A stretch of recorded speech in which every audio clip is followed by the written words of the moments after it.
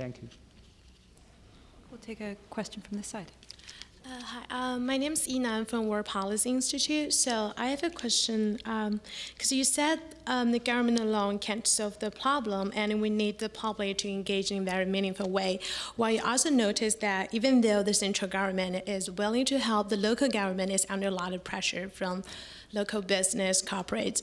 So what it seems to me is the solution is where the problem is, which is a corporate. So is there any ways to solve the problem coming from this point of view, like corporate responsibility? Like you talked about like companies contacted your organization because of social pressure, because of the information is out there. But is there any cases that some of the probably leaders in corporate that is like just trying to solve, like just wanted to be responsible, wanted to be a responsible corporate that comes to you voluntarily to request for help or solutions?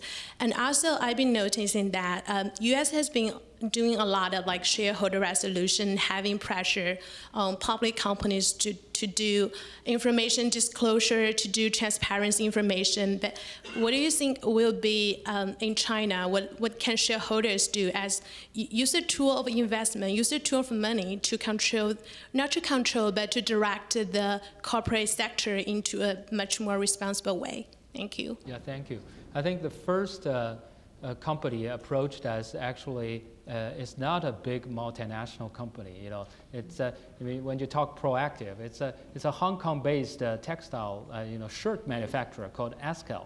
They actually the leader, the CEO, she approached me, and I could feel that they ended up become the first one who signed on, regularly comparing their list of suppliers with our list of violators, and drive motivation, motivate quite some of their supply chain to improve, including those chemical factories making dyes. It could be bad polluters, so I really value that. So they are not the only one. We also have brands, who approached us in a proactive way. I do see that there are this motivation. But having said that, the whole big picture, the mechanism, fix that is very important, because we have quite some factories, suppliers coming to us saying that we are major suppliers to those international brands, and they come here, you want me to treat this, but they only care about the price. They don't care about other issues. If I fix my heavy metal, but now my neighbors, they switch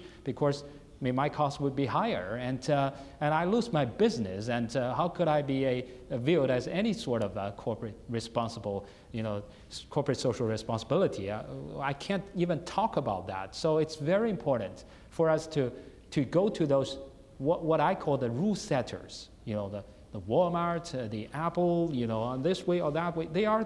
They set up the rules there, and if they don't change that rule, then it's difficult. They are actually driving the suppliers to cut corners to win their contract, and it's very damaging to our environment.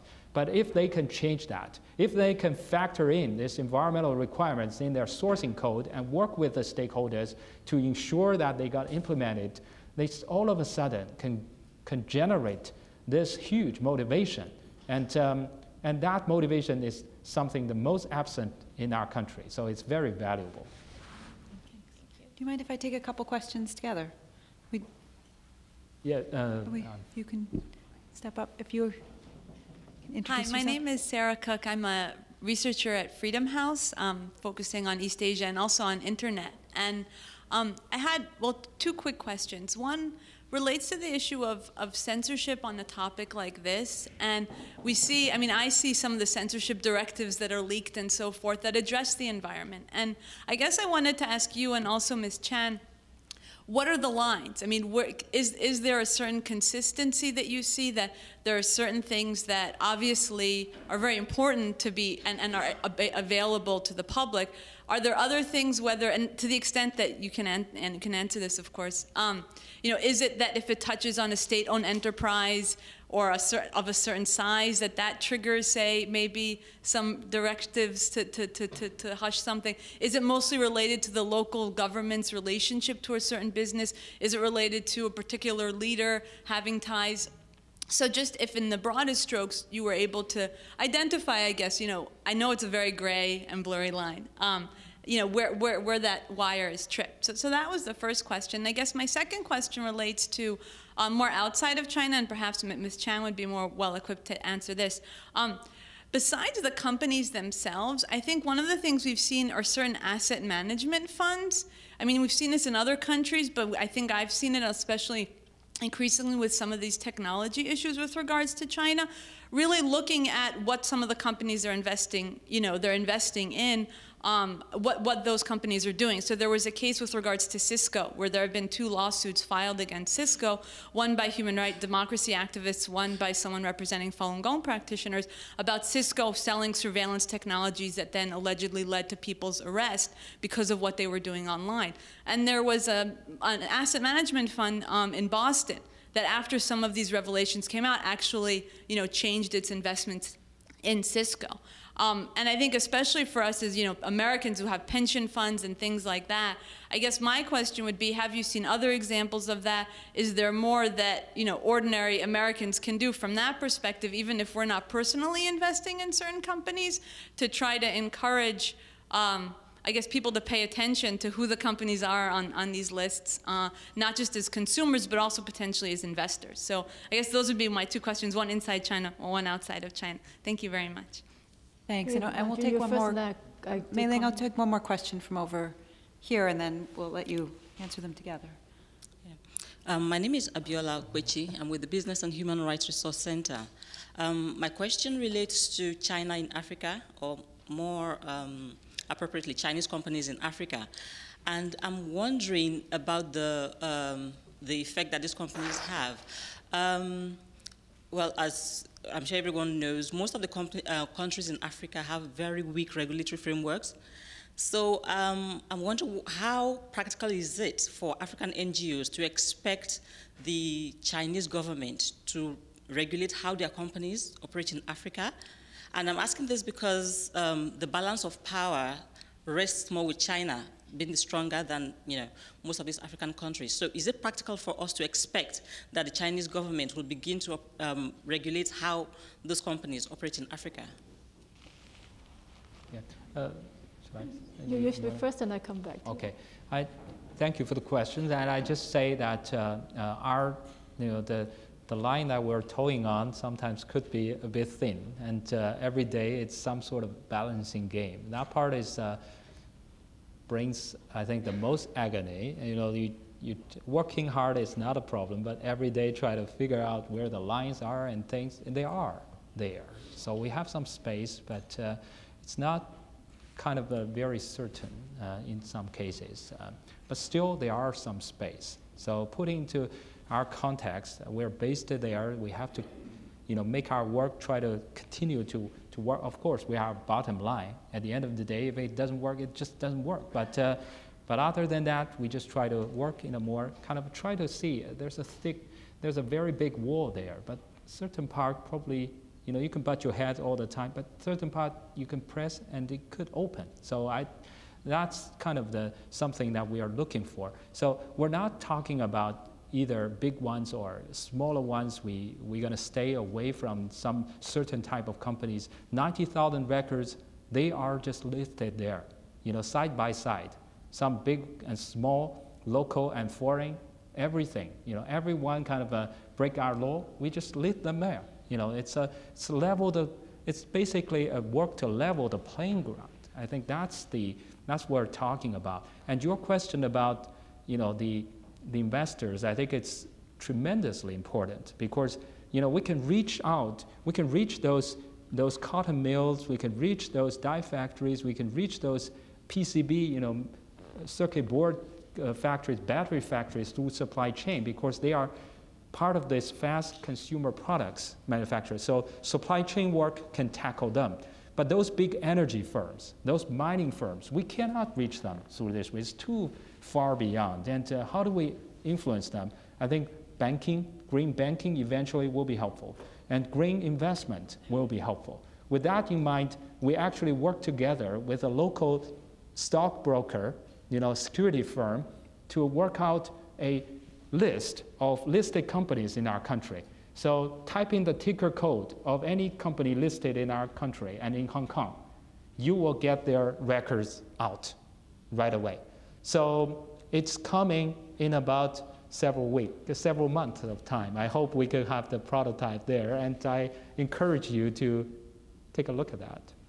I have a case I would like to refer you in relation to access the investment overseas. That is one Norwegian pension fund that the international watchdog, I think it's the Earthright International that make the report on how the Norwegian pension fund being used in Burma that relates to a lot of violation of human rights.